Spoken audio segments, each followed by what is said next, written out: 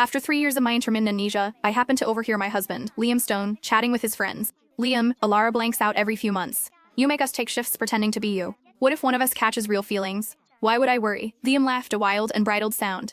Alara's libido is practically non-existent. As long as you keep your hands to yourself, she won't be starting anything. But don't get any ideas about making out with her. When I'm finished having my fun, I'm returning to my marriage. For 3 years, every time I lost my memory, the men who held my hand, hugged me, and even shared a bed with me were never the real Liam. 3 years, 9 blackouts, 9 *-ins. But what they didn't know was my memory had returned to years ago. My ninth husband arrived home to find me staring blankly at the sofa.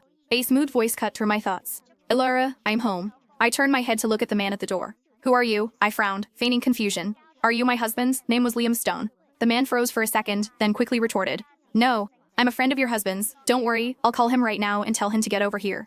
With that, he pulled out his phone and hurried to the balcony. Liam, Alara's lost her memory again. Whose turn is it this time? Get over here and relieve me. I stayed by the window, listening as Liam's friend made excuses into the phone. Liam, Alara is too clingy. We have to watch her 24/7. We can't handle it. Yeah, Alara's great and all, but she's way too controlling. What guy doesn't like to stray once in a while? How about you just go back yourself, Liam? No way. Liam's lazy voice came through the speaker. I'm still having fun. Who's gonna cover for me back home? Come on, we're brothers. You can't just leave me hanging like this. Amidst their excuses, a cool, clear voice spoke up.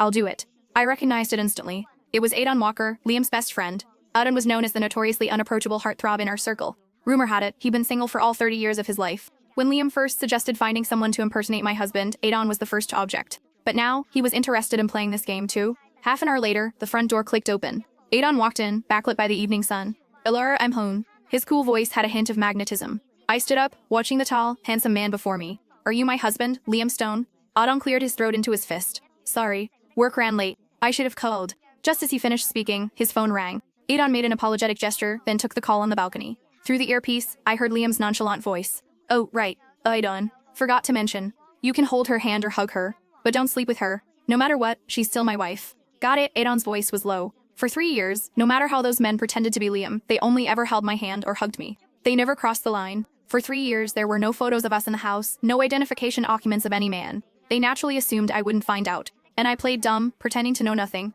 But this time, I wanted to play a different game. I walked over and actively wrapped my arms around Adon's waist. Even with no memory, something about you feels familiar. You must be my husband. I squeezed Adon's waist tightly and didn't forget to run my hand over his fur maybe. Adon's body stiffened for a second. He quickly pushed me away. What's wrong? I asked innocently. I lost my memory. Don't you want me anymore? I do. Adon's eyes flickered away slightly, his voice hoarse. My fingers went to the buttons of his shirt. It's so cold today. We be warmer in bed. His throat worked. Okay. That night, we shared the bed. An unspoken agreement to lie there, perfectly still.